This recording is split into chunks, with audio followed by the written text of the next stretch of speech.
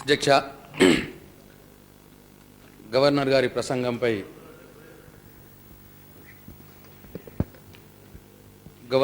ప్రసంగంపై ధన్యవాదాలు తెలిపేందుకు నాకు అవకాశం ఇచ్చినందుకు తమరి ద్వారా గౌరవ ముఖ్యమంత్రి గారికి, మంత్రి వర్యులు హరీష్ రావు గారికి నా కృతజ్ఞతలు తెలియజేసుకుంటున్నా. అధ్యక్ష, గవర్నర్ గారి ప్రసంగం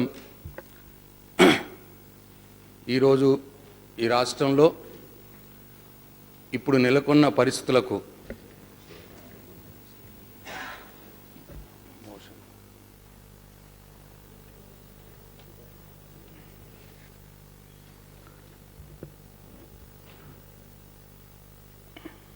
గవర్నర్ గారికి ఈ క్రింది విధంగా అభినందన పత్రాన్ని సమర్పింపగోరుతున్నాను. 10/3/2017 తేదీన తెలంగాణ శాసనసభ సభ్యులకు ఉద్దేశించి గవర్నర్ గారు దయతో చేసిన ప్రసంగానికి 7వ సమావేశానికి హాజరైన తెలంగాణ శాసనసభ సభ్యులు ప్రగాఢ కృతజ్ఞత బద్దులై ఉన్నారు. I have to announce to the House that amendments to the motion of thanks to the address by the Governor will be received by the Secretary to State Legislature up to 1 p.m. today. Prashant Reddy, continue.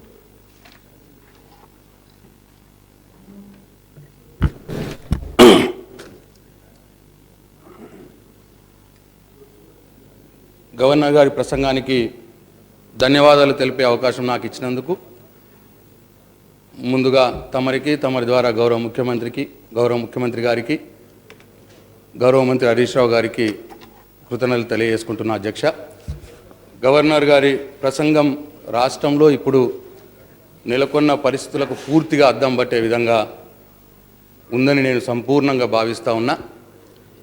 ప్రజలు తమ కళ్ళ ముందు చూస్తున్న విషయాలు, నలుగురు ఒక దగ్గర గుమిగూడి కేసీఆర్ గారి ప్రభుత్వంపై ఏం మాట్లాడుకుంటారో అవే గవర్నర్ గారి ప్రసంగంలో ఉన్నాయి. అధ్యక్ష, గౌరవ ముఖ్యమంత్రి కేసీఆర్ గారు సంక్షేమం, అభివృద్ధి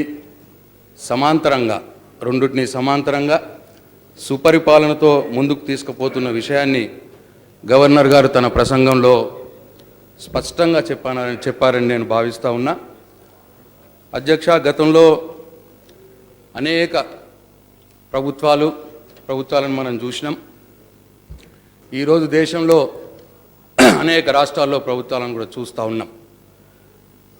ప్రభుత్వం అంటే అధికారం అన్న భావన ఉండేది. ప్రభుత్వం అంటే పెత్తనం చలాయించాలన్న భావన ఉండేది.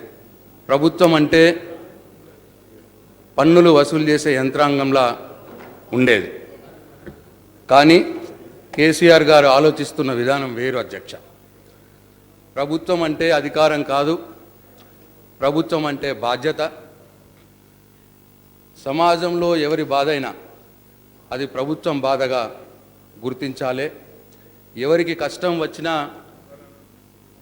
ప్రభుత్వ అధినేత హృదయానికి తాకాలి. ఎవరు ఆకలితో అలమటించిన పాలకుల నోట్లోకి ముద్ద దిగద్దు. దేశం అంటే మట్టి కాదోయ్, దేశం అంటే మనుషులో అని ఆ మహాకవి చెప్పినట్టు ప్రభుత్వం ఏం చేసినా మనుషులు కేంద్రంగా జరగాలి. ప్రజల సమస్యల పరిష్కారాలే లక్ష్యంగా జరగాలి. ప్రభుత్వం మానవీయ కోణంలో పరిపాలన అందించాలి. ఇది అధ్యక్ష కేసీఆర్ గారి పాలన పంత, వారి దృక్పథం. అందుకే అధ్యక్ష, గవర్నర్ గారు తమ ప్రసంగంలో చెప్పినట్టు ఈ రాష్ట్రంలో కేసీఆర్ గారి ప్రభుత్వం దేశంలో ఎక్కడా లేని విధంగా దాదాపు 35,000 కోట్ల పైబడి రూపాయలతో 30కి పైగా సంక్షేమ పథకాలను అమలు చేస్తున్నారు. అధ్యక్ష, రాష్ట్రంలో ఉన్న 80% బడుగు బలహీన వర్గాల ప్రజలకు ఈ పథకాల వల్ల లాభం జరగట్లేదా? అధ్యక్ష, ఆ మాట వాస్తవం కాదా? మనం గతం చూసినాం, వర్తమానం చూస్తున్నాం, తేడా కనిపిస్తలేదా? అధ్యక్ష, గౌరవ ప్రతిపక్ష పార్టీ ఎమ్మెల్యేల నియోజకవర్గాల్లో కూడా ఈ సంక్షేమ పథకాలు అమలు కావడం లేదు అధ్యక్ష. ఒక్కసారి వారి ఆత్మవిమర్శ చేసుకోవాలని ఈ సందర్భంగా కోరుతా ఉన్నా. అధ్యక్ష, వయసు మీద పడి సంపాదించుకునే శక్తి లేక అల్లాడుతున్న వృద్ధులకు ఒక కొడుకుగా అండగా ఉండాలని ఏ ప్రభుత్వం అయినా ఆలోచించిందా అధ్యక్ష? అట్లాగే విధివశాత్తు భర్త చనిపోయి ఒంటరి జీవితం గడుపుతూ సంసారాన్ని నెట్టుకోవడం కష్టంగా ఉన్న అక్కా చెల్లెళ్లకు అన్నగా ఉండాలని ఏ ముఖ్యమంత్రి అయినా ఆలోచించాడు అధ్యక్ష? అట్లనే బీడీలు చుట్టి ఆరోగ్యం పాడవుతున్నా, కాయకష్టం చేసిన ఇల్లు గడవడంగా కష్టంగా ఉన్న బీడీ కార్మికుల గురించి, మహిళల గురించి ఈ దేశంలోనే ఎవరైనా ఆలోచించిరా అధ్యక్ష? అట్లనే అంగవైకల్యంతో బాధపడుతూ దుర్భరమైన జీవితాన్ని గడుపుతున్న వికలాంగులకు తోడుగా ఉండాలని ఎవరైనా ఆలోచించారా అధ్యక్ష? ఎస్ అధ్యక్ష, మన గౌరవ ముఖ్యమంత్రి గారు మనసున్న మహారాజు కాబట్టి వీరి కష్టాలకు చలించి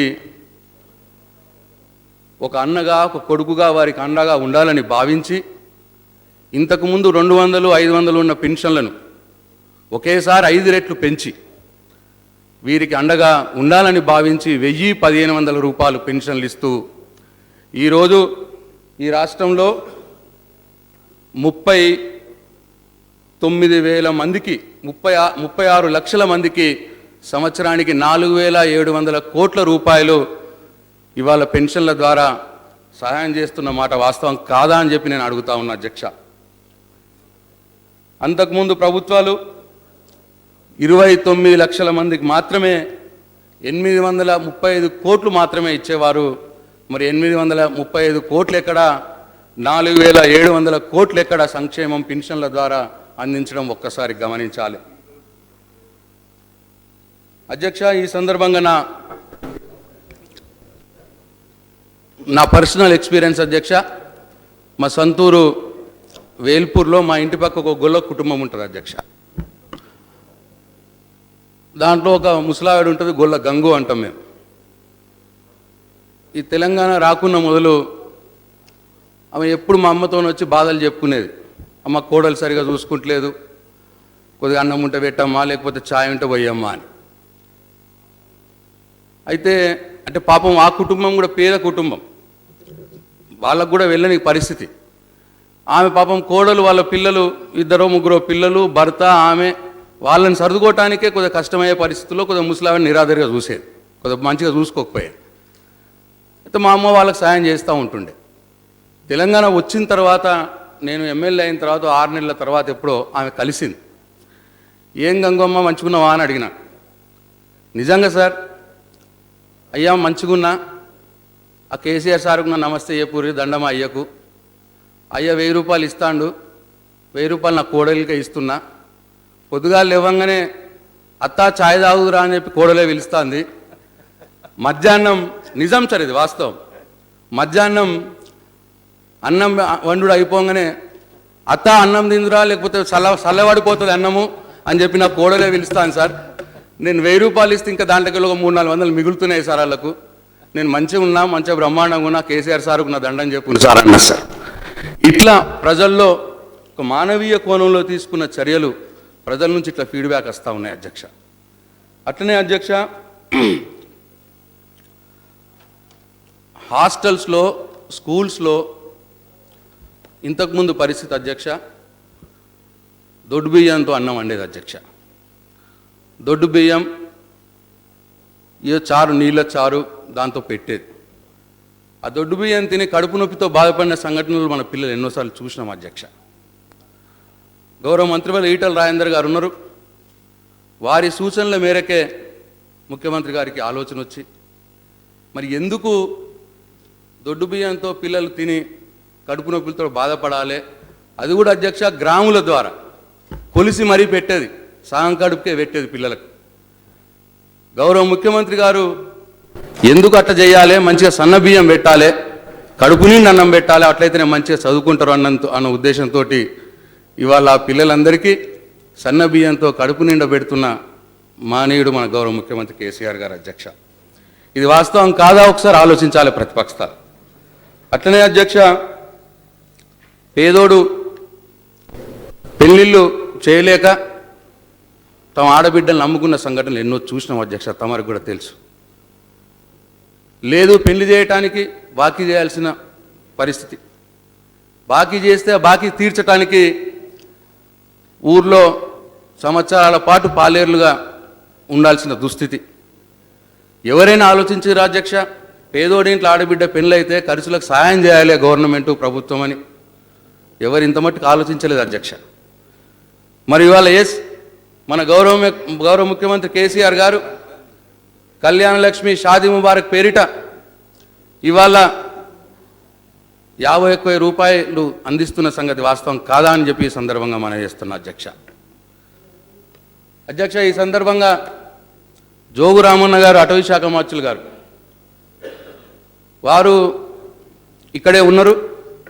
వారికి ఒక సంఘటన జరిగితే చెప్తే చాలా ఆశ్చర్యం వేసింది అధ్యక్ష. వారి నియోజకవర్గం మహారాష్ట్ర బార్డర్లో ఉంటుంది అధ్యక్ష. వారి నియోజకవర్గంలో అమ్మాయి పెళ్ళయింది, అత్తగారు మహారాష్ట్ర ఇచ్చిరామని పెళ్ళయింది. 51,000 రూపాయలు అందింది ఆమెకి. గోండుల అమ్మాయి, వారే చెప్పారు అధ్యక్ష. గోండుల అమ్మాయి గోండులో కొద్దిగా తక్కువ ఖర్చు అవుతాడు అధ్యక్ష. 30,000 రూపాయలనే పెళ్ళి అయిపోయింది ఖర్చుల. మిగతా 20,000 రూపాయలతో బంగారం పెట్టిరట, ఓ రింగు ఏదో కొనిచ్చిరట అమ్మ. పెళ్ళైన తర్వాత వారిని కలవటానికి వచ్చింది. వారు ఎమ్మెల్యే కాబట్టి, అయ్యా నాకు ఇట్లా 51,000 రూపాయలు అందింది, పెళ్ళయింది, మంచిగా ఉన్నది, నా బిడ్డ పోతాంది మహారాష్ట్రకు అని చెప్పి ఆ అమ్మాయిని తీసుకొని వచ్చారు. పోతా ఉంటే అమ్మాయి మంత్రి గారి కాళ్ళకు నమస్కారం చేసి, అయ్యా నేను ఇప్పుడు పోతున్నా మహారాష్ట్ర, కానీ నా ఓటర్ పేరు, నా రేషన్ కార్డు అంతా ఈయనే ఉంచురు అయ్యా అని అడిగిందట. అట్లా ఎట్లుంటుందేమో, నువ్వు వాడికి పోతే నీ భర్త అడగదని ఆన్నే ఉంటుంది కదా, పేరు ఇటు మారుస్తాం కదా అటు అన్నదంట. వద్దయ్యా నీ కాలు మొక్తానికి దండం పెడతా. ఎందుకమ్మా అని అంటే, అయ్యా నాకు ఇంత సాయం చేసిన ముఖ్యమంత్రి కేసీఆర్కి మళ్ళా నేను వచ్చి ఓటేయాలి కదా అయ్యా, ఇడ ఓటేయకపోతే నేను మనిషినా అని చెప్పి అమ్మాయి అన్నది అధ్యక్ష. జోగురామన్న గారు మంత్రి గారు చెప్తే నిజంగా ఆశ్చర్యం వేసింది అధ్యక్ష. ఒక మానవీయ కోణంలో నిర్ణయాలు తీసుకున్న ప్రభుత్వానికి కానీ, ప్రభుత్వ అధినేతకు కానీ ప్రజల నుంచి ఎలాంటి స్పందన వస్తుందో దానికి ఇవన్నీ ఉదాహరణలు అధ్యక్ష.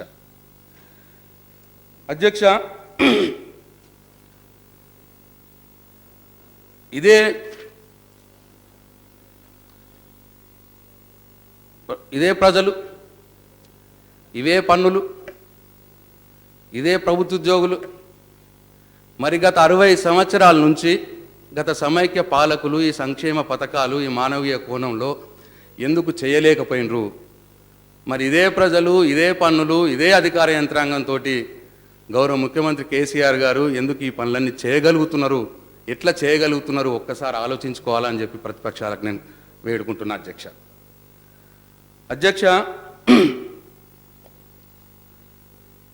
గవర్నర్ గారు తమ ప్రసంగంలో కరెంటు గురించి ప్రస్తావించారు అధ్యక్ష. విద్యుత్ శాఖను మెచ్చుకున్నారు కూడా. నిజమే అధ్యక్ష,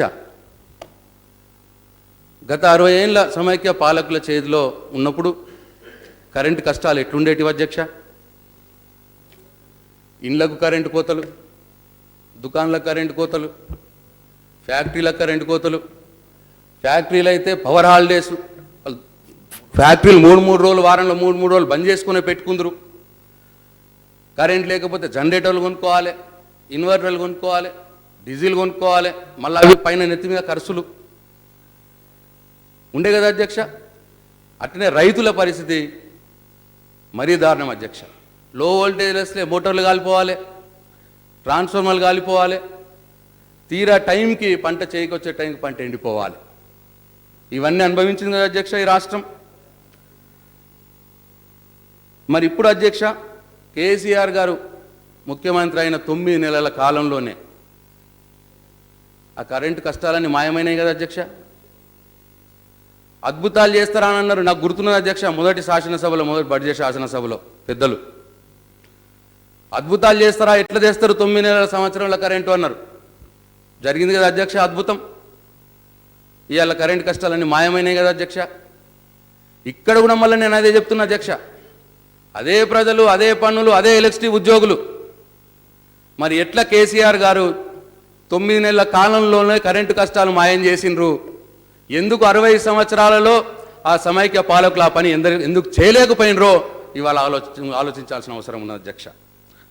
ప్రజల కరెంటు కష్టాలు తీర్చాలనే దృఢ సంకల్పం, తపన, పట్టుదల ఉన్న వ్యక్తి గౌరవ ముఖ్యమంత్రి కేసీఆర్ గారు. కాబట్టి ఈరోజు తెలంగాణలో చీకటిని పారదోలిన అధ్యక్ష, తెలంగాణలో వెలుగుతో నిండిందని చెప్పి నేను ఈ సందర్భంగా మనం చేస్తా ఉన్నా. నేను ఈ సందర్భంగా ఇంకొకటి కూడా, ఈ 60 సంవత్సరాల కాలంలో 60 సంవత్సరాల కాలం మొత్తం ప్రజలు పడిన కరెంటు బాధలు, కరెంటు నష్టాలు, కరెంటు ఖర్చులు, ఇవన్నిటికి కూడా ఈ సమైక్య పాలకులు, కాంగ్రెస్ టీడీపీ నాయకులు కాదా, వాళ్ళు బాధ్యత వహించాలా వద్దా ఒక్కసారి మనం ఆలోచించాలని చెప్పి ఈ సందర్భంగా మనం చేసుకుంటా ఉన్నా. అధ్యక్ష, గవర్నర్ గారు మిషన్ కాకతీయ గురించి కూడా ప్రస్తావించడం జరిగింది. ఎస్ అధ్యక్ష, ఎంత గొప్ప కార్యక్రమం అధ్యక్ష ఇది. తెలంగాణలో గొలుసుకట్టు చెరువులు ఉంటాయి. తెలంగాణ వ్యవసాయం మైనర్ ఇరిగేషన్ పై ఆధారపడి ఉంటుంది. తెలంగాణ పల్లె బతుకు గ్రామంలో ఉన్న చెరువు మీద ఆధారపడి ఉంటుంది. సమైక్య పాలకుల నిరాదరణ వల్ల గొలుసుకట్టు చెరువులన్నీ కూడా ధ్వంసమయ్యే పరిస్థితికి వచ్చినాయి. అవన్నిటినీ పునరుద్ధరించుకోవాలన్న ఆలోచనతో 45,000 చెరువులు ఈ రాష్ట్రంలో ఉంటే సంవత్సరానికి 9,000 చొప్పున మంచిగా చేసుకోవాలని ఇప్పటికే ఈ 2 సంవత్సరాల కాలంలో 17,000 చెరువులు దాదాపు పునరుద్ధరించుకొని మంచిగైన సంగతి వాస్తవం కాదా అధ్యక్ష? ఈ సోయి మరి అప్పటి సమైక్య పాలకులలో ఉన్న ఈ పార్టీలకు ఎందుకు లేకుండే అని చెప్పి అడుగుతా ఉన్నా అధ్యక్ష. మిషన్ కాకతీయలో బాగైన చెరువులు మరి వాళ్ళ ప్రతిపక్ష పార్టీ ఎమ్మెల్యేల నియోజకవర్గాలు లేవా అధ్యక్ష? భగవంతుడి దయ వల్ల వర్షాలు బాగా పడి మిషన్ కాకతీయ వల్ల బాగైన చెరువులలో మొత్తం నీళ్లు నిండినాయి అధ్యక్ష, నీళ్ళతో కలకలలాడుతున్నాయి. మరి ప్రతిపక్ష పార్టీ ఎమ్మెల్యేల నియోజకవర్గాల్లో చెరువులలో నీళ్ళు లేవా అధ్యక్ష? అక్కడ రైతులు సంతోషంగా లేరా అధ్యక్ష? మరి వారు ఎందుకు చేయలేకపోయినరు ఈ 60 సంవత్సరాల కాలంలో ముందు అని చెప్పి నేను ఈ సందర్భంగా ప్రశ్నిస్తా ఉన్నా. గౌరవ మంత్రి హరీష్ రావు గారికి ఈ సందర్భంగా ఉదయపూర్వక అభినందనలు తెలియజేస్తా ఉన్నా. వారి కార్యక్రమాన్ని ఒక ఉద్యమంలో ముందుకు తీసుకుపోయినరు. ఇవాళ తెలంగాణ రైతాంగం సంతోషంగా ఉన్నది. అధ్యక్ష, ఇరిగేషన్ ప్రాజెక్టుల విషయానికి వస్తే మీడియం ఇరిగేషన్ ప్రాజెక్టులే తీసుకున్నా. ప్రాజెక్టులు అంటే 10 సంవత్సరాలు, 15 సంవత్సరాలు, 20 సంవత్సరాలు కట్టాలి. తెలంగాణ ప్రాజెక్టులను సాగదీసిర్రు, పండబెట్టిర్రు అధ్యక్ష. కేసీఆర్ గారు వచ్చిన తర్వాత ఈ 2 సంవత్సరాల కాలంలో 2003, 2004, 2005వ సంవత్సరంలో అప్పటి తెలుగుదేశం కాంగ్రెస్ ప్రభుత్వాలు అప్పుడు స్థాపించిన ప్రాజెక్టుల అధ్యక్ష. అది కల్వకుర్తి లిఫ్ట్ ఇరిగేషన్ ప్రాజెక్ట్ కావచ్చు, నెట్టంపాడు కావచ్చు, కోయల్ సాగర్ కావచ్చు, భీమా కావచ్చు, మహబూబ్నగర్ జిల్లాలో ఆదిలాబాద్లో గడ్డెన్నవాగు కావచ్చు, ఎల్లంపల్లి కావచ్చు. 10-15 సంవత్సరాలు అవి సాగుతూనే ఉన్నాయి అధ్యక్ష, పండబెట్టిర్రు ప్రాజెక్ట్ పనులు. ఇవాళ 2 సంవత్సరాల కాలంలో గౌరవ ముఖ్యమంత్రి గారు అవన్నిటిని కంప్లీట్ చేయాలన్న పట్టుదలతో హరీష్ రావు గారిని ఆదేశిస్తే హరీష్ రావు గారు కల్వకుర్తి లిఫ్ట్ ఇరిగేషన్ స్కీమ్ దగ్గరికి వెళ్ళి 5 రాత్రులు పడుకున్నారు అధ్యక్ష. దాన్ని కంప్లీట్ చేసుకున్నారు. ఇవాళ ఈ అన్ని ప్రాజెక్టులు కంప్లీట్ అయ్యి ఈ సీజన్లో బ్రహ్మాండంగా రైతులకు నీళ్ళు వచ్చినాయి అధ్యక్ష. మహబూబ్నగర్ జిల్లాలోనే 450 చెరువులు నింపుకున్నారు అధ్యక్ష ఈ ప్రాజెక్టుల వల్ల. అట్లనే తుంగతుర్తి నియోజకవర్గంలో మా కిషోర్ గారిది ఎస్ఆర్ఎస్పి నుంచి చివరి ఆయకట్టు ఉంటుంది అధ్యక్ష, అక్కడ కూడా 150 చెరువుల్ని వారు నింపుకోవడం జరిగింది. గౌరవ ముఖ్యమంత్రి గారు పర్సనల్గా మానిటర్ చేస్తూ ప్రాజెక్టులు నిండినాయి కాబట్టి ప్రాజెక్టుల నుండి నీళ్ళని బ్రహ్మాండంగా అన్ని చెరువులు తెలంగాణలో నింపుకోవాలని చెప్పి బ్రహ్మాండమైన వాటర్ మేనేజ్మెంట్ చేసి పర్సనల్గా ఆయన మానిటర్ చేస్తూ ఇవాళ మొత్తం తెలంగాణలో మిషన్ కాకతీయలో బాగు చేసుకున్న చెరువులన్నీ కూడా నీళ్లతో నింపుకోవడం జరిగింది అధ్యక్ష. అధ్యక్ష, ఈ సందర్భంగా ఒక విషయం తమకు చెప్పాలి. దుబ్బాక ఎక్స్ఎమ్మెల్యే గారు ముత్తంరెడ్డి గారు అధ్యక్ష, తమకు కూడా తెలుసుంటుంది. వారు మొన్న ఎప్పుడో ముఖ్యమంత్రి గారి దగ్గరికి వచ్చారు. వారు టీఆర్ఎస్ పార్టీ వ్యక్తి కాదు, వారు కాంగ్రెస్ పార్టీ ఎక్స్ఎమ్మెల్యే. ఏదో పని ఉంటే వచ్చారు. ఆయన కూడా మంచి రైతు అధ్యక్ష. గౌరవ ముఖ్యమంత్రి గారు కూడా రైతు కాబట్టి ముత్యమన్న ఎట్లుందే, పంటలు ఎట్లున్నాయి మన దగ్గర దుబ్బాకలా అని అడిగారు అధ్యక్ష. నేను ఉన్నప్పుడు అక్కడే ఏ పంటలకేమి మొత్తం చెట్లన్నీ నిండిపోయి ఉన్నాయి, బ్రహ్మాండంగా ఒక ఇంచు జాగలేదు, మొత్తం నాట్లేసారు. ఇక పొలాలు పంటలు అయితే మంచిగానే పండుతాయి, కానీ మరి ధాన్యం వస్తే ఏడబెట్టుకుంటావో అది నేను ఎత్తుగా పడుతుందేమో. మరి అంత ధాన్యం వచ్చేటట్టున్నది, ఏడబెడతావో, ఎన్ని గోడౌన్లు జాలిపోతాయో, ఎంత బేరకాలు సరిపోతారో నాకు గది భయం ఉన్నది అని చెప్పి అంటున్నాడు అధ్యక్ష. అంటే ఇవాళ రైతు ఎంత సంతోషంగా ఉన్నాడు ఈ మిషన్ కాకతీయ ప్రోగ్రాంల వల్ల, ఈ ప్రాజెక్టుని కంప్లీట్ తొందరగా కమెంట్ చేయడం వల్ల అని చెప్పి దీనికి ఒక ఉదాహరణ అధ్యక్ష.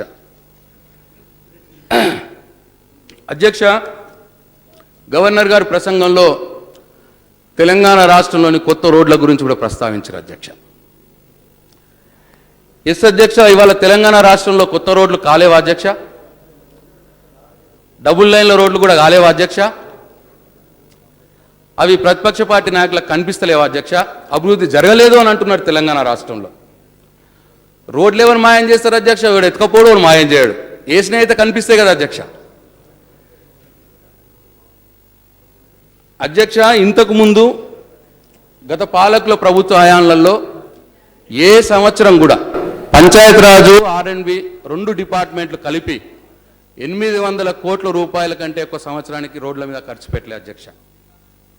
ఈ ప్రభుత్వం గౌరవ ముఖ్యమంత్రి గారు తెలంగాణలో రోడ్లు బాగుండాలి, కనెక్టివిటీ బాగుండాలి అన్న ఉద్దేశంతో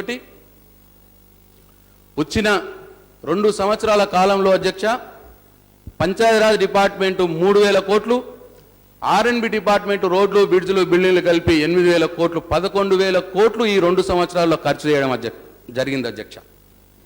సంవత్సరానికి 5,500 కోట్లు ఖర్చు చేసినాం అధ్యక్ష. ఎక్కడ 800 కోట్ల అధ్యక్ష, ఎక్కడ 5,500 కోట్ల అధ్యక్ష రోడ్ల మీద ఖర్చు జరిగింది అధ్యక్ష. ఇది అభివృద్ధి కాదా అధ్యక్ష? ఆలోచించుకోవాలి ప్రతిపక్ష నాయకులు. అట్లనే అధ్యక్ష, ఒక ఆశ్చర్యకరమైన విషయం, ఈ గత 60 ఏళ్ల కాలం నుంచి మన రాష్ట్రంలో ఉన్న నేషనల్ హైవే రోడ్ల లెంతు కేవలం 2,500 కిలోమీటర్ల పొడవు గల నేషనల్ హైవేస్ మాత్రమే ఉన్నాయి అధ్యక్ష. మొత్తం 60 ఏళ్ల కాలం నుంచి. ఈ 2 సంవత్సరాల కాలంలో తమకు కూడా తెలుసు, తమకు కూడా పెద్ద రోడ్ వచ్చింది, national highway road.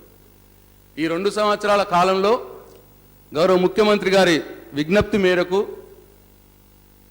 Tummala Nageswararao గారి మంత్రి గారి కంటిన్యూస్ పర్సూయన్స్ వల్ల, కేంద్ర మంత్రి నితిన్ గడ్కరీ వారి సహాయం వల్ల ఇవాళ కేవలం ఈ 2 సంవత్సరాల కాలంలో 2,800 కిలోమీటర్ల పొడవు గల నేషనల్ హైవే శాంక్షన్ చేసుకోవడం జరిగింది అధ్యక్ష.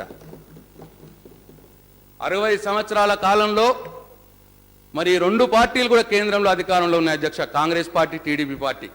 60 సంవత్సరాలుగా వారు సాధించింది కేవలం 2,500 కిలోమీటర్లు అయితే 2 సంవత్సరాల కాలంలో ఈ టీఆర్ఎస్ ప్రభుత్వం కేసీఆర్ గారి నాయకత్వాన 2,800 కిలోమీటర్ల నేషనల్ హైవేలు సాధించుకున్నారని చెప్పి ఈ సందర్భంగా నేను వారికి అభినందనలు తెలియజేస్తా ఉన్నా అధ్యక్ష.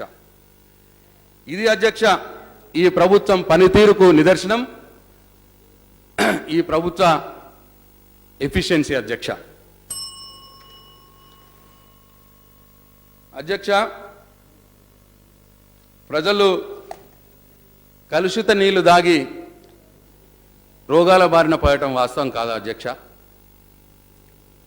అట్లనే ఎండాకాలం వచ్చిందంటే బోర్లలో నీళ్ళు ఎండిపోయి కుక్కెడి నీళ్ళ కోసం నెత్తి మీద బిందు పెట్టుకొని తెలంగాణ ఆడబిడ్డలు మైళ్ళ దూరం నడవడం కూడా వాస్తవం కాదా అధ్యక్ష? మరి 60 సంవత్సరాలుగా ఈ పార్టీల నాయకులు, కాంగ్రెస్ పార్టీ, టీడీపీ పార్టీ నాయకులు ఈ కష్టాలకు, ఈ నీటి కష్టాలకు ఎందుకు శాశ్వత పరిష్కారం చూపించలేదు అధ్యక్ష? ఎందుకు వీళ్ళకి ప్రజల కష్టాలు, బాధలు పట్టలేదు అధ్యక్ష?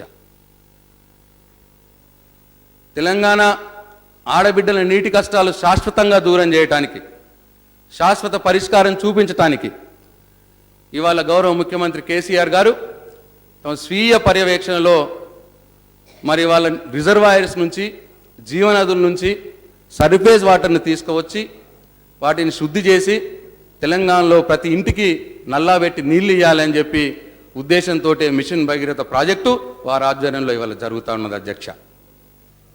ఇప్పటికే 40% పనులు పూర్తయిన మాట వాస్తవం కాదా అధ్యక్ష? ఈ ప్రతిపక్ష నాయకుల నియోజకవర్గాల్లో పైప్ లైన్ల పనులు జరగట్లేదా? వాళ్ళ నియోజకవర్గాల్లో ఇంటేక్ల నిర్మాణాలు జరగట్లేదా? వాళ్ళ నియోజకవర్గాల్లో వాటర్ ట్రీట్మెంట్ ప్లాంట్ల నిర్మాణాలు జరగట్లేదా? వాళ్ళకి కనిపిస్తలేదా అధ్యక్ష? అధ్యక్ష, ఈ ప్రాజెక్ట్ జరుగుతున్న తీరుని గౌరవ ప్రధానమంత్రి గారు మెచ్చుకుంటారు. కేంద్ర ప్రభుత్వ సంస్థ నీతి ఆయోగ్ సంస్థ మెచ్చుకుంటుంది. అనేక రాష్ట్రాల ముఖ్యమంత్రులు, రాజస్థాన్, వెస్ట్ బెంగాల్ అందరూ ఈ పథకాన్ని మన స్ఫూర్తి తీసుకొని అక్కడ చేయాలని చూస్తూ ఉన్నారు. మొన్నటికి మొన్న మహారాష్ట్ర నుంచి ఒక మంత్రి గారు వస్తే వారిని సింగూర్ ఇంటేక్ వెల్ దగ్గరికి అక్కడ WTPకి తీసుకెళ్తే ఆశ్చర్యపోయింది అధ్యక్ష. 9 నెలల కాలంలో ఇంత పెద్ద స్ట్రక్చర్స్ ఎట్లా కట్టిరు మీరు? ఇది చాలా గొప్ప విషయం అని చెప్పి ఆశ్చర్యపోయింది అధ్యక్ష. కమర్షియల్ బ్యాంకులు, ఇండియాలో ఉన్న కమర్షియల్ బ్యాంకులు పోటీలు పడి పెద్ద మంచి కార్యక్రమం, నోబుల్ కార్యక్రమం బ్రహ్మాండంగా పనులు చేస్తున్నారని చెప్పి పోటీలు పడి ఫైనాన్స్ చేయడానికి ముందుకు వస్తున్నాయి అధ్యక్ష. ఇందరు మెచ్చుకున్నా, ఇందరు అభినందించినా కానీ మా సోదరులకు మాత్రం, మా కాంగ్రెస్ టీడీపీ నాయకులకు మాత్రం ఈ ప్రాజెక్టు గురించి కనిపించట్లేదు అధ్యక్ష. కనిపిస్తున్నది కానీ నటిస్తున్నారు అధ్యక్ష. ఈ ప్రాజెక్ట్ పూర్తయితే వాళ్ళ కింద భూమి వేడ కదులుతుందని భయం అధ్యక్ష. వాళ్ళకి అడ్డంకులు పెట్టాలని చూస్తున్నారు. ప్రజలు గమనిస్తూ ఉన్నారు అధ్యక్ష అన్ని. అట్లనే అధ్యక్ష, సమాజంలో ధనికుల పిల్లలు పట్టణాల్లో, నగరాల్లో ఎట్లాంటి విద్యనైతే అభ్యసిస్తారో, ఎట్లాంటి వసతులతో కూడిన హాస్టళ్లలో వాళ్ళు చదువుకుంటారో, ప్రశాంత్ రెడ్డి గారు 5 minutes చేస్తాను సార్, చదువుకుంటారో అట్లాంటి విద్య, అట్లాంటి వసతులు, అట్లాంటి హాస్టల్స్, అట్లాంటి స్కూల్స్ మరి ఎందుకు వాటిల్లో ఇవాళ గ్రామాల్లో ఉన్న బడుగు బలైన వర్గాలైనటువంటి ఎస్సీ, ఎస్టీ, మైనారిటీ, బీసీ వర్గాల పిల్లలు ఎందుకు చదువుకోకూడదు? ఎందుకు ఆ పిల్లలు గ్రామాల్లో చదువు మంచిగా అబ్బక, మంచి చదువు రాక ఎందుకు వాళ్ళు పాలేర్లుగానో, కూలీలుగానో, ఆటో డ్రైవర్లుగానో, మెకానిక్లను ఎందుకు ఉండాలి? ఎవరైనా ఆలోచించారా అధ్యక్ష? ఇప్పుడు మటుకు అధ్యక్ష, గౌరవ ముఖ్యమంత్రి గారు వారు కూడా ఆ పిల్లలకు కూడా మంచి విద్య అందించబడాలి, ఉచితంగా అందించబడాలి. ఇవాళ ధనికులు పట్టణాల్లో ఎటువంటి హాస్టల్స్, ఎటువంటి స్కూల్స్లో అయితే ఇంగ్లీష్ మీడియంలో మంచి విద్య పొందుతున్నారో అటువంటి విద్య ఈ పిల్లలకు కూడా అందాలి. సమాజంతో వారు కూడా పోటీ పడాలి. రేపు ప్రొద్దున వాళ్ళు కూడా మంచిగా సాఫ్ట్వేర్ ఇంజనీర్లుగానో, డాక్టర్లుగానో, IAS గానో, IPS గానో మంచి ఉద్యోగాలలో స్థిరపడాలి అన్న ఒక మంచి ఉద్దేశంతో, మంచి సంకల్పంతో ఇవాళ ఎక్కడా లేని విధంగా దేశంలో ఎక్కడ లేదు అధ్యక్ష. ఒకటేసారి SC residential schools 103 SC residential schools, 51 ST residential schools, 200 minority residential schools, already 71 schools ఇప్పటికే స్టార్ట్ అయిపోయినాయి దాంట్లో. అట్లనే వచ్చే సంవత్సరం నియోజకవర్గం ఒకటి చొప్పున 109 బీసీ రెసిడెన్షియల్ స్కూల్స్, అట్లనే ఎస్సీ ఉమెన్ కోసం డిగ్రీ హాస్టల్స్, కాలేజ్లు ఒక 23, ఒక 30 శాంక్షన్ చేసి 23 ఇప్పటికే స్టార్ట్ అయినాయి అధ్యక్ష. ఈ స్కూల్స్ ఒక్కొక్కటి 20 కోట్ల రూపాయలతో ఉండే విధంగా ప్రొవిజన్ పెట్టి ప్రతి విద్యార్థికి 80,000 రూపాయలు సంవత్సరాన గవర్నమెంట్ ఖర్చు పెట్టి బ్రహ్మాండమైన వసతులతో, దుస్తులక్కడే, వసతులక్కడే బ్రహ్మాండమైన విద్య ఇంగ్లీష్ మీడియంలో అందించాలన్న ఉద్దేశంతో గౌరవ ముఖ్యమంత్రి గారు ఈ నిర్ణయం తీసుకున్నారు అధ్యక్ష. మొత్తం సమాజం అంతా ఈ నిర్ణయాన్ని స్వాగతిస్తున్నది అధ్యక్ష. ఈ సందర్భంగా ఒక విషయం తమరు చెప్పాలని ఉంది అధ్యక్ష. మన ఎమ్మెల్సీ గారు ఉన్నారు, ఫారూక్ హుస్సేన్ గారు, సిద్దిపేట. వారు మొన్న చెప్తా ఉన్నారు అధ్యక్ష, ఆయన సిద్దిపేట, గజ్వెల్, ఆ మెదక్ జిల్లాలో 4-5 ప్లేస్లో మైనారిటీ రెసిడెన్షియల్ స్కూల్ని ఆయన అకాడమిక్ ఇంట్రెస్ట్గా ఆయన మైనారిటీ లీడర్ కాబట్టి ఆయన వెళ్ళడం జరిగింది అధ్యక్ష. వెళ్ళి తిరుగుతూ ఉండడం అనేది అన్ని స్కూల్స్. గజ్జల్ దగ్గరకు పోయినప్పుడు అక్కడ పేరెంట్స్ మీటింగ్ జరుగుతుందట అధ్యక్ష. పేరెంట్స్ తోటి ఇంటరాక్ట్ అవుతాడు ఆయన. మరి ఇట్లా కేసీఆర్ పెట్టింది కదా మైనారిటీ రెసిడెన్షియల్ స్కూలు, మరి ఎట్లా ఉన్నది ఏంది అని అడగబోతేనే ఈయన అడగకన్నా మొదలే అక్కడ ఉన్న మైనారిటీ స్టూడెంట్స్ పేరెంట్స్ ఏడ్చుకుంటూ అధ్యక్ష కళ్ళకి నీళ్ళు తెచ్చుకొని ఏడ్చుకుంటూ हम कभी जिंदगी में नहीं सोचे हमारे बच्चों को ऐसा तालीम ऐसा फैसिलिटीज मिलते बोल के केसीआर साहब సలామత్ రహే అల్లా ఉनको సలామత్ రఖే అని చెప్పి ఏడ్చుకుంటూ దీవెనలు ఇచ్చిన సంగతి అధ్యక్ష. మైనారిటీ పిల్లల పేరెంట్స్ అధ్యక్ష వారు చెప్తా ఉంటే కళ్ళ నీళ్ళు వచ్చినాయి అధ్యక్ష. ఫారూక్ హుస్సేన్ గారు ఎమ్మెల్సీ గారు చెప్తా ఉంటే ఇటువంటి ఫీడ్బ్యాక్ వస్తూ ఉన్నది అధ్యక్ష గ్రౌండ్ నుంచి. కాబట్టి ఈ సందర్భంగా ఇంత గొప్ప నిర్ణయం చారిత్రాత్మక నిర్ణయం తీసుకున్నందుకు గౌరవ ముఖ్యమంత్రి గారికి ఆ వర్గాల పిల్లల తరఫున వారి తల్లిదండ్రుల తరఫున నా హృదయపూర్వక నమస్కారాలు పాదాభివందనాలు తెలియజేసుకుంటున్నాం అధ్యక్ష. అధ్యక్ష ప్రశాంత్ రెడ్డి గారు కంక్లూడ్. సార్ అయిపోయింది సార్. ఒక టూ టాపిక్స్ అధ్యక్ష. గవర్నర్ గారు ఈజ్ ఆఫ్ డూయింగ్ బిజినెస్ గురించి కూడా ప్రస్తావించారు అధ్యక్ష. అధ్యక్ష ఏ ప్రభుత్వమైనా తాము చేపడుతున్న సంక్షేమ పథకాలు తాము చేస్తున్న అభివృద్ధి ప్రతి గడపకు ప్రజల గడపకు చేరాలంటే రాష్ట్రం అభివృద్ధి చెందాలన్నా పరిపాలన పారదర్శకంగా ఉండాలి అధ్యక్ష. అట్లే పరిపాలన వికేంద్రీకరణ కూడా జరగాలి అధ్యక్ష. గౌరవ ముఖ్యమంత్రి కేసీఆర్ గారు కరప్షన్ లెస్ ట్రాన్స్పరెంట్ గవర్నెన్స్కు ప్రాధాన్యతనిస్తున్నారు కాబట్టి టిఎస్ ఐపాస్ అనే ఒక చట్టాన్ని చేసుకొని సింగిల్ విండో వితౌట్ గ్రిల్ అనే విధానం అవలంబించడం వల్ల గౌరవ మంత్రి కేటీఆర్ గారి నిర్విరామ కృషి వల్ల ఇవాళ అనేక పరిశ్రమలు తెలంగాణ రాష్ట్రానికి తరలి వస్తున్నాయి అధ్యక్ష. ఉదాహరణకు దాదాపు ఇప్పటి మట్టుకు 3,451 పరిశ్రమలు దాదాపు 54,000 కోట్ల పెట్టుబడితో ఇవాళ పరిశ్రమలు తెలంగాణ రాష్ట్రానికి వచ్చినాయి అధ్యక్ష. దాని ద్వారా 2 లక్షల మందికి ఉపాధి ఉద్యోగ అవకాశాలు లభించే అవకాశం ఉన్నది అధ్యక్ష. అట్లనే అధ్యక్ష కేటీఆర్ గారి కృషితో ప్రపంచంలోనే ఐటీ దిగ్గజాలైనటువంటి పెద్ద పెద్ద కంపెనీలు అధ్యక్ష వాళ్ళ ఫస్ట్ ఆఫీస్ మెయిన్ ఆఫీస్ అమెరికాలో ఉంటే సెకండ్ ఆఫీస్ ఇవాళ హైదరాబాద్లో 5 ఐటీ దిగ్గజ కంపెనీలు ఇవాళ సెకండ్ ఆఫీస్ హైదరాబాద్లో పెట్టినాయి అధ్యక్ష. ఐటీ ఎక్స్పోర్ట్స్ ఇవాళ తెలంగాణ రాష్ట్రం షేర్ ఇండియాలో 12% అధ్యక్ష. దాదాపు 75,000 కోట్ల రూపాయల విలువ ఐటీ ఎక్స్పోర్ట్స్ వల్ల తెలంగాణ రాష్ట్రం చేస్తున్నది అధ్యక్ష. 4 లక్షల మంది ఉద్యోగులకు డైరెక్ట్ ఎంప్లాయ్మెంట్ వస్తూ ఉన్నది అధ్యక్ష ఐటీ సెక్టర్లో. అట్లే అధ్యక్ష ఇంకో ఆశ్చర్యకరమైన విషయం మన ఉదయ్ స్కీమ్ అని ఒక స్కీమ్ ఉంది అధ్యక్ష పవర్ సంబంధించింది. దానికోసము మ్యాండేటరీగా మనం bonds Telangana government bonds issue చేసింది అధ్యక్ష. మొన్ననే 3-4 రోజుల క్రితం బాండ్స్ ఇష్యూ చేస్తే దాదాపు 6,990 కోట్లు అంటే 7,000 కోట్ల రూపాయల బాండ్స్ ఇష్యూ చేస్తే అధ్యక్ష మొత్తం దేశంలోని బ్యాంకులన్నీ కూడా పోటీలు పడి సబ్స్క్రైబ్ చేసిన అధ్యక్ష. వాళ్ళ ఒక్క బాండ్ కూడా మిగిలేదు అధ్యక్ష. మొత్తం సబ్స్క్రైబ్ అయిపోయినాయి అధ్యక్ష. ఇది వాళ్ళ ఈ ప్రభుత్వానికి ఉన్న ఫిజికల్ ఫిడెన్స్ మీద నమ్మకం బ్యాంక్స్కి కానీ ఈ మొత్తం దేశంలో అధ్యక్ష. ఇంకా గొప్ప విషయం అధ్యక్ష కేంద్ర ప్రభుత్వం తెలంగాణ రాష్ట్రాన్ని number 1 state in ease of doing business లో ప్రకటించింది అధ్యక్ష. ఇవాళ we are number 1 state in ease of doing business లో మనం ఉన్నాం అధ్యక్ష. మరి ఇట్లా 60 సంవత్సరాల నుంచి పాలించిన వారి సమయంలో ఎప్పుడన్నా ఈ ఆంధ్రప్రదేశ్ రాష్ట్రంకో తెలంగాణ రాష్ట్రంకో ఈ ఘనత దక్కిందా అధ్యక్ష? కేవలం 2 సంవత్సరాలు పసిగుడ్డు తెలంగాణ రాష్ట్రం గౌరవ ముఖ్యమంత్రి గారి నాయకత్వంలో గౌరవ కేటీఆర్ గారి నాయకత్వంలో ఇవాళ ఈ business is of doing business లో ముందంజలో ఉన్నాం మనం అధ్యక్ష. అధ్యక్ష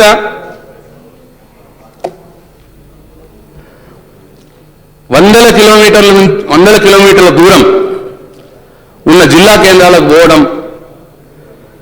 ప్రజలు పడుతున్న బాధలు గత 10 రోజులకు ఎవరు కనిపించలేదు అధ్యక్ష. కొత్త జిల్లాల కోసం మరి వాళ్ళ వినుతం రాలేదు అధ్యక్ష. అప్పుడు ఎక్కడ చర్ల ఎక్కడ ఖమ్మం అధ్యక్ష, ఎక్కడ కౌటాల ఎక్కడ ఆదిలాబాద్, ఎక్కడ మల్లపేట ఎక్కడి వరంగల్, ఎక్కడి మహబూబ్ నగర్ ఎక్కడ ఆలంపూర్, వాళ్ళు ఎట్లా రావాలి, ఎట్లా పోవాలి, ఎందుకు ఎవరేం ఆలోచన చేయలేదు అధ్యక్ష ఇన్ని రోజులు? సూర్యాపేట వాళ్ళు, సిద్దిపేట వాళ్ళు, మంచిర్యాల వాళ్ళు, అంతెందుకు జగిత్యాల వాళ్ళు జిల్లా అడగలేదు అధ్యక్ష ఇంతకుముందు? ఎందుకు పట్టించుకోలేదు అధ్యక్ష వాళ్ళని?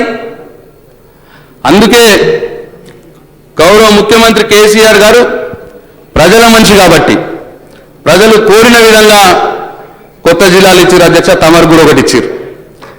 21 కొత్త జిల్లాలు ప్రజలు కోరిన విధంగా, 25 కొత్త రెవెన్యూ డివిజన్లు, 125 కొత్త మండలాలు ఏర్పాటు చేసి ప్రభుత్వాన్ని ప్రజల ముందుకు తీసుకుపోయిన అధ్యక్ష.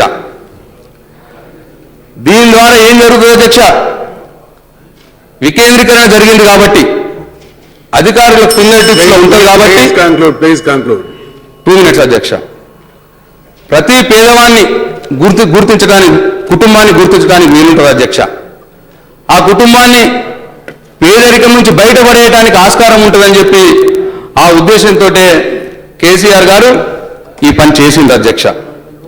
మరి గత పాలకులకు ఎవరు అడ్డం వచ్చిరా జిల్లాలు చేయొద్దని? ఎవరు అడ్డం వచ్చిరా అధ్యక్ష మండలాలు చేయొద్దని? ఎందుకు చేయలేకపోయారు అధ్యక్ష? కేసీఆర్ ఎట్లా చేయగలిగారు అధ్యక్ష? ఆలోచించుకోవాలి అధ్యక్ష. అధ్యక్ష, గవర్నర్ గారు ఉద్యోగాల గురించి కూడా వివరించారు అధ్యక్ష, చాలా సంతోషం. కానీ కొందరు పని కట్టుకొని ప్రభుత్వంపై గుడ్డి వ్యతిరేకతతో, రహస్య ఎజెండాతో యువకుల్ని రెచ్చగొట్టడానికి ప్రయత్నం చేస్తున్నారు అధ్యక్ష.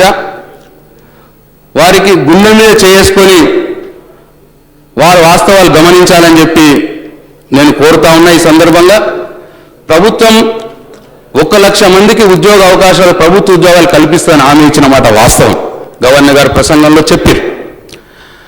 దాని ప్రకారమే ఇవాళ 2.5 సంవత్సరాల అధ్యక్ష ఈ రాష్ట్ర ప్రభుత్వం ఏర్పాటై సంవత్సరం పాటు అధికారులు సభ లేకుంటే మనకు ఈ సంవత్సరన్నర కాలంలోనే టీపీఎస్సీ ద్వారా 5,936 ఉద్యోగాలు, సింగరేణిలో 4,500 ఉద్యోగాలు, ట్రాన్స్కోలో 2,681 ఉద్యోగాలు, ఆర్టీసీలో 3,950 ఉద్యోగాలు, పోలీసులో 10,442 ఉద్యోగాలు, అంటే 27,481 ఉద్యోగాలు ఇప్పటికై ప్రభుత్వ ఉద్యోగాలు భర్తీ చేసింది అధ్యక్ష కేవలం సంవత్సరన్నర కాలంలో. ఇంకా ఈ 2.5 సంవత్సరాల కాలంలో మిగతా 72,000 ఉద్యోగాలు దాదాపు భర్తీ చేయబోతున్నది అధ్యక్ష. కాంట్రాక్ట్ ఉద్యోగుల్ని రెగ్యులర్ చేసే కార్యక్రమం ఉంది. ట్రాన్స్కోలో అవుట్సోర్స్ వాళ్ళని రెగ్యులర్ చేసే కార్యక్రమం ఉంది. రెసిడెన్షియల్ స్కూల్స్లో దాదాపు 24,000 మందికి ఉద్యోగ అవకాశాలు వస్తున్నాయి. ఇంకా టీచర్స్ కూడా ఉద్యోగాలు ఇచ్చేది ఉంది. వీళ్ళందరికీ కూడా ఈ ప్రభుత్వం ఈ టర్మ్ లోపలనే 1,00,000 మందికి ఉద్యోగాలు వేయడానికి ప్రభుత్వం ముందుకు మేము సమాయత్తం అవుతున్నామని చెప్పి గవర్నర్ గారు చెప్పారు. వారికి, ఈ ప్రభుత్వానికి ఈ సందర్భంగా నేను ధన్యవాదాలు తెలుపుతా ఉన్నా అధ్యక్ష. అయ్యో, గత పాలకులు ఏం చేశారు అధ్యక్ష? 10-15 సంవత్సరాలు ఒక ప్రభుత్వ ఉద్యోగం నింపలే అధ్యక్ష. కాంట్రాక్ట్ ఉద్యోగాలు పెట్టారు. కాంట్రాక్ట్ ఉద్యోగాల పేరిట శ్రమ దోపిడీ చేసిరు అధ్యక్ష. వెట్టి చాకరీ చేయించుకున్నారు. కానీ గౌరవ ముఖ్యమంత్రి కేసీఆర్ గారు మానవత్వం ఉన్న మనిషి కాబట్టి కాంట్రాక్ట్ ఉద్యోగాలు కావచ్చు, అంగన్వాడీ సిబ్బంది కావచ్చు, ఐకేపీ సిబ్బంది కావచ్చు, విలేజ్ రెవెన్యూ అసిస్టెంట్లు కావచ్చు, వీళ్ళందరికీ కూడా వేతనాలు పెంచారు అధ్యక్ష. వేతనాలు పెంచి మానవత్వాన్ని చాటుకున్నారు అధ్యక్ష. అధ్యక్ష, మళ్ళీ అదే ప్రశ్న.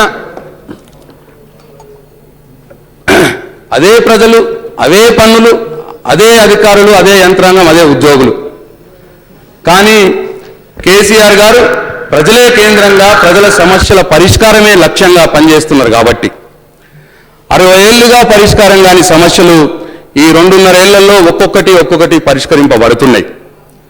కాబట్టి గౌరవ ముఖ్యమంత్రి కేసీఆర్ గారు సంక్షేమం, అభివృద్ధి రెండింటినీ సమాంతరంగా సుపరిపాలనతో ముందుకు తీసుకుపోతున్నందుకు వారికి కృతజ్ఞతలు తెలియజేసుకుంటూ, యావత్ భారతదేశం తెలంగాణ రాష్ట్రం వైపు, కేసీఆర్ గారి వైపు చూస్తున్నదని తెలియజేస్తూ, ఎవరెన్ని అడ్డంకులు సృష్టించినా, ఎట్లనైతే తమరు తెలంగాణ రాష్ట్రం సాధించిర్రో అట్లనే బంగారు తెలంగాణ సాధన దిశగా ఎవరైనా అడ్డంకులు సృష్టించినా ముందుకు సాగాలని కోరుకుంటూ, చివరగా ఈ రాష్ట్రంలో వాస్తవ పరిస్థితికి అద్దం పట్టేలా, రాష్ట్ర ప్రగతి కళ్ళకు కట్టేలా ప్రసంగించిన గవర్నర్ గారికి మనస్ఫూర్తిగా ధన్యవాదాలు తెలుపుతూ సెలవు తీసుకుంటున్నా. జై తెలంగాణ.